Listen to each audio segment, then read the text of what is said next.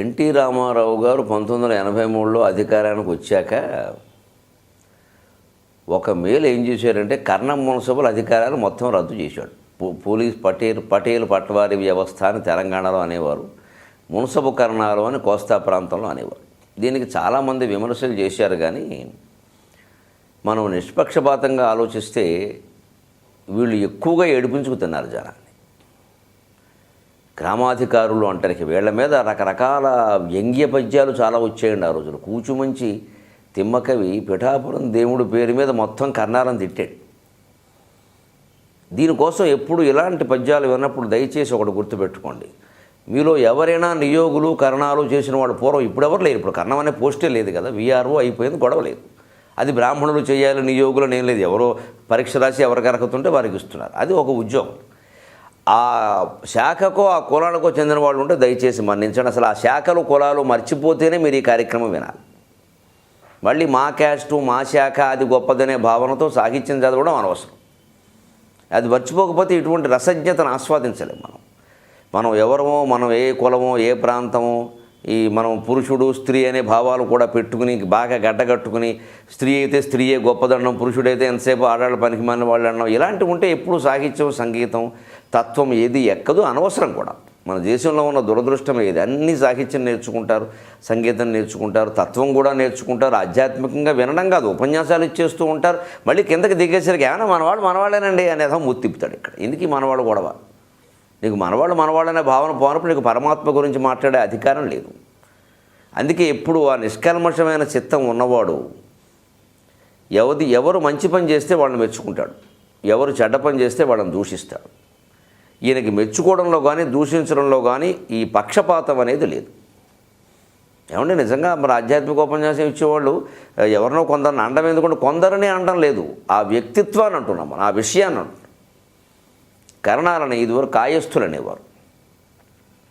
కొన్ని ప్రాంతాల్లో కాయస్థులు అంటారు, కొన్ని ప్రాంతాల్లో కర్ణాలు అంటారు, కొన్ని ప్రాంతాలు ఇగో పట్వారీ అంటారు, కొన్ని చోట్ల రకరకాల పేరు. గ్రామం మొత్తం ఆధిపత్యంలో పెట్టుకుని ఇంకా పైగా చదువురాని వాళ్ళు ఎక్కువ ఉండేవాళ్ళు ఆ రోజుల్లో.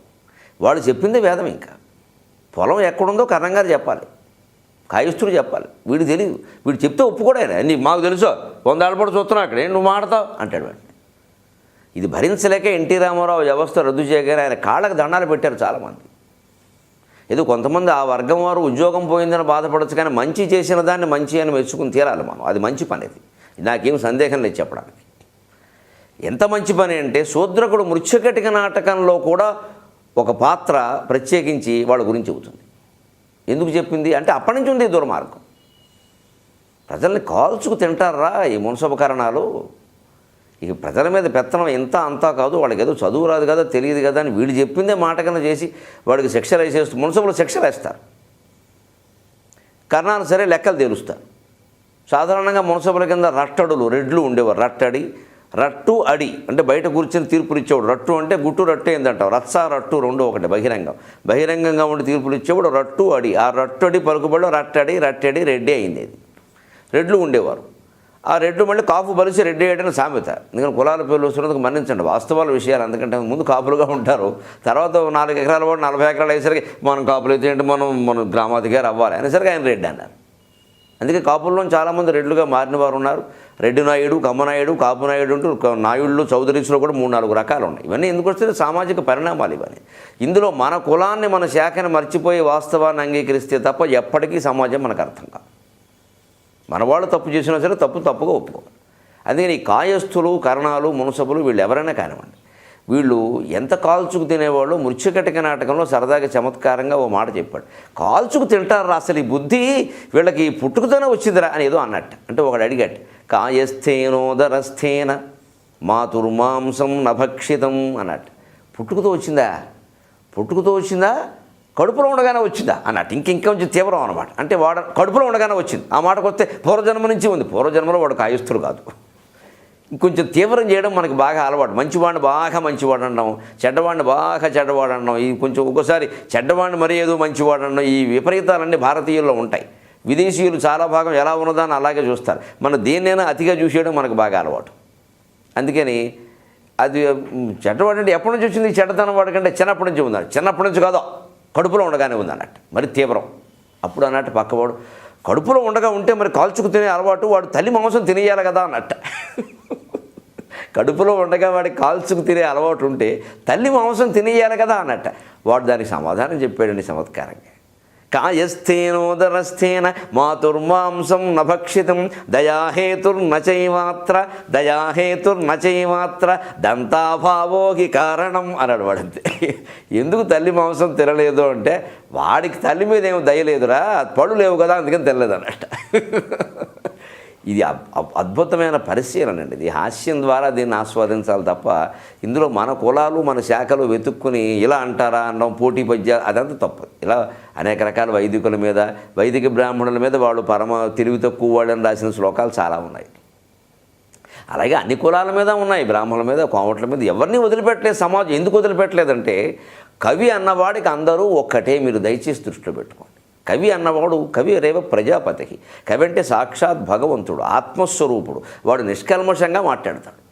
వాడు పైగా సున్నితమైన హృదయం. వాడికి ఎవరు బాధపడినా వాడికి వెంటనే బాధ వస్తుంది. సోమాలయాలో పిల్లలు పాలు లేక తల్లి స్తన్యాలు, చిక్కిపోయిన తల్లి స్తన్యాలు చీకుతూ అందులో పాలు లేక ఏడుస్తూ ఉంటే ఇక్కడ కవులు పద్యాలు రాశారు ఆంధ్రప్రదేశం. వాళ్ళకి ఏం సంబంధం ఉండే ఆ విషయం? కవిత్వాన్ని ఎప్పుడు అలా అర్థం చేసుకోవాలి. అందుకని మంటెత్తినప్పుడు ఎవరినైనా అంటాడు వాడు, ఇక వాడే అనుకుంటాడు ఒక్కోసారి. అందుకే నేను పరమపాపాత్ముని, నీకు దమ్ముంటే నన్ను కాపాడు అన్నవాడి గురించి కూడా మనం ఇదివరకు ఇవే భాగాల్లో చెప్పుకున్నాం. పూరి జగన్నాథ స్వామి దగ్గరికి వెళ్ళి నేను చేసిన పాపాలు లెక్కట్టడం చిత్రగుప్తుడికి కూడా సాధ్యం కాల, వాడు తెకమక పడిపోయాడు లెక్క తేలక. నేను చెప్పాల్సి వచ్చింది మళ్ళీ, నువ్వు మర్చిపోయేవారు అబ్బాయిని, అన్ని పాపాలు చేశాను, నీకు దమ్ముంటే నన్ను కాపాడు, ప్రహ్లాదుడిని గజేంద్రుడిని కాపాడానని చెప్పడం కాదు. వాడ లెక్క ఎంత 2, 3 మంద 2000, 3000 దాటింది అన్నాడు. అంటే వాడు తిట్టుకున్నాడా లేదా? కవి చేస్తారండి ఈ పని. అంచేత కవిత్వం ఎప్పుడు నిష్కల్మషంగా సాగిపోతుంది, వాడికి పక్షపాతాలు ఉండవు. అందుకని దాన్ని అలా మాత్రమే అర్థం చేసుకుందాం. కాయస్థేన ఉదరస్థేన, ఆ కాయస్థుడు తల్లి కడుపులో ఉండగానే మాతుర్మాంసం నభక్షితం, తల్లి మాంసం తినలేదు అంటే మరి ఎందుకు తినలేదండి? ఇంత బుద్ధి ఉన్నప్పుడు వాడు తినేయాలి కదా. పైగా అక్కడ ఏం తల్లి శుభ్రంగా పొట్టంతా ఉంది, ఆవిడ మాంసం పేగులన్నీ కనపడుతున్నాయి, వీడిని అడ్డు పెట్టేవాడు కూడా ఎవడు లేడంటే దానికేమో దయాహేతు నచైవాత్ర, అక్కడ ఏదో వాడికి దయ ఉందని ఏం కాదయ్యా, వాడికి తల్లి బెళ్ళం భేదంతో సమస్యమే లేదు, ఎవడు బంగారమైనా వాడిని ఒక్కేసే రకమే. ఎందుకు తినలేదు అంటే దంతాభావోకి కారణం, వాడు లోపల పసిగుడ్డుగా ఉన్నాడు, పళ్ళు ఏర్పడలేదు కాబట్టి తినలేదు అన్నాడు. ఎంత ఆశ్చర్యకరమైన విషయం అండి అసలు. పరిశీలన, పసిపిల్లాడిగా ఉండగా ఇంత కుళ్ళు బుద్ధి ఉంటే వాడు ఎందుకు తినలేదు అంటే పళ్ళు లేవు అని చెప్పడం భౌతికమైన ఓ కారణం చెప్పి అభౌతికమైన మానసికమైన తాత్వికమైన కారణాన్ని సమర్థించడం. అలంకారం అంటే ఇదే.